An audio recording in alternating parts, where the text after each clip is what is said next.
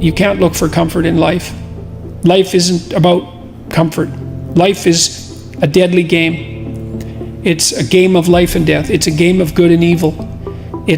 Everything's on the line. Your sanity's on the line. Your freedom from pain is on the line. Your freedom from despair is on the line. Your family's on the line. There's no comfort. Life is an adventure.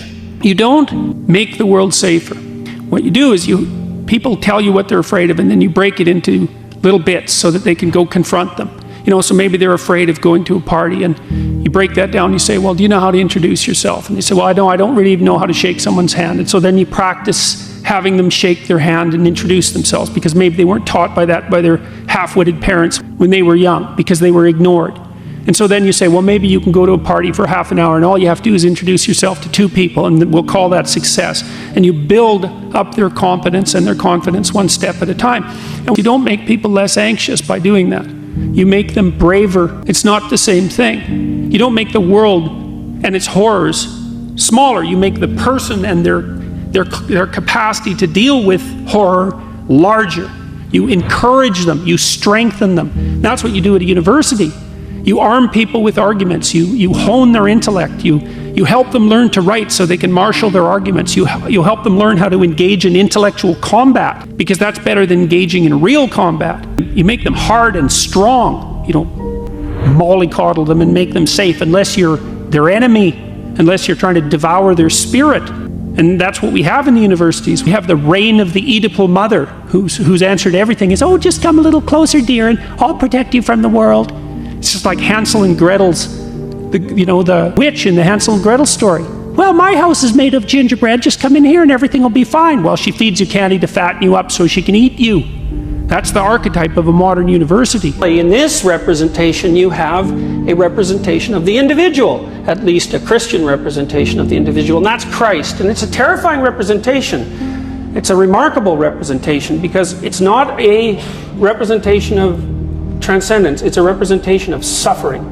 And it's a funny kind of representation of suffering because the manner in which the story unfolds is this. Christ, as the archetypal individual, the model for individuals from a psychological or mythological perspective, knows that he's limited and knows that he's doomed to both suffering and death.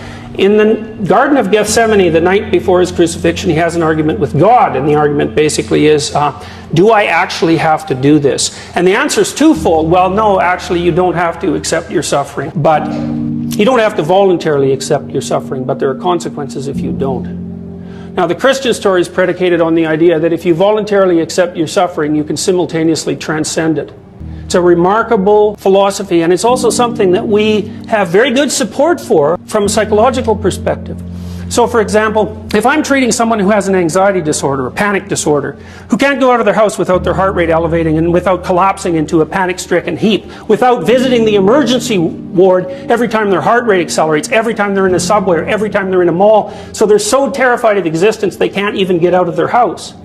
The way you cure that person is by getting them to voluntarily approach the things that they're afraid of. And it turns out that physiologically, if I force you to accept a certain kind of challenge, your body will go into emergency preparation mode and you'll become stressed, and that stress will cause you physiological damage, including brain damage if it's sustained for long enough. But if I present you with the same challenge and you accept it voluntarily, your brain doesn't produce stress hormones and completely different physiological systems kick in. And what that means is that people have evolved 2 modes for dealing with the unknown. One is voluntary approach, and the other is panic-stricken paralysis and flight.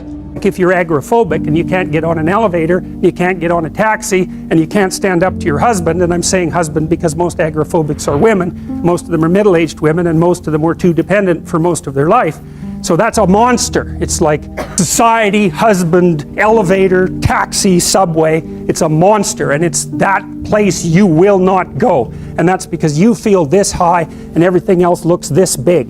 And partly that's because you've run away, and when you run away from something, it grows and chases you, which is, well, it's exactly what happens to a prey animal, man. If you go in the woods and you find a bear, especially a grizzly, well, you're in real trouble if it's a grizzly. But if it's a black bear, generally speaking, if you stand your ground and make a hell of a lot of noise, that thing will leave you alone. But if you run, well, what's it supposed to think? It eats things that run from it. So that's exactly where that idea come from. You turn tail and run, and then the thing that you're afraid of is really a monster, and it's gonna like get you and eat you. It's like, well, that's true psychologically as well. What are you afraid of? Well, okay, you're afraid of everything. Well, let's get something specific you're afraid of. Well, I'm afraid of an elevator. Okay, an elevator. So I have a client, she's afraid of elevators. The elevator door opens, she goes, "That's a tomb." And I thought, oh, wow, I thought it was an elevator. But for you, it's not a bloody elevator.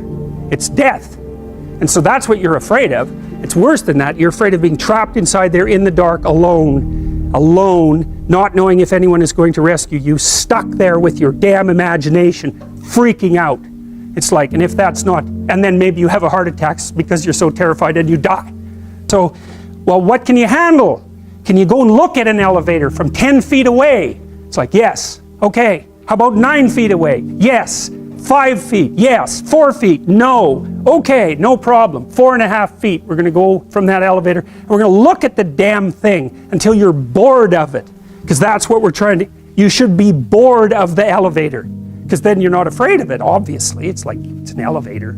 You just don't notice it, right? So, this week they're 4.5 feet from the elevator. Next week they're a foot from the elevator. And the week after that, the horrible gates of hell open and they look inside and they don't run. And so, hey, they're tougher than they thought they were. And that's what you're teaching them, actually. You're not teaching them that the world isn't dangerous. Because that's a stupid thing to teach someone. Bloody right, the world is dangerous. It's terrifying. And sometimes people they realize that. And the veil lifts and they see horror everywhere. They see that. And then they think, well, I'm just a little rabbit. I'm over here in the corner. I can't move. I'm petrified. And then they can't move. They hide at home. They cower at home because everything has become a predatory domain. And so what you teach them is you're not as much of a rabbit as you think. And part of that is that you help them grow some teeth so that they can go home and have that fight with their husband that they should have had 25 years ago. And it happens very frequently. If you look at a Medusa, as you probably already know, you turn to stone. The reason you turn to stone is because when you look upon nature or chaos without your normal veils, it paralyzes you physiologically. Just like a prey animal like a rabbit is terrified if it sees a wolf. If you're in the presence of something that violates your assumptions of safety, you'll freeze. You freeze so that the thing that might eat you can't see you. And that's what turns you to stone. That's nature and its terrible aspect. And the terrible aspect of nature can freeze everyone. And you can be sure, and will be seldom taught, that you will encounter that at some point in your life. It means that the things that terrify you contain things of value. The way that you live properly so that you can withstand the nature of your own being is to pick up a load that's heavy enough so that if you carry it, you have some self-respect. That's a very weird idea because it's frequently the case that people do everything they can to lighten their load. But the problem with carrying a light load is that then you have nothing that's useful to do. And if you have nothing useful to do, all you have around you, unless you're extremely fortunate, and that will only be the case for very short periods of time, is meaningless suffering. And there's nothing worse for your soul than meaningless suffering. If you look around, you see the people that you respect, and I don't mean that you think about respecting, I mean the ones that your gut, your whole being, your embodied being tells you to respect. You'll see that it's always people who've picked up something heavy and are carrying it successfully. You think, now that's what it means to be a human being. And when you see that, you can think, well, perhaps life is worthwhile, despite the fact that the essential nature of reality is suffering.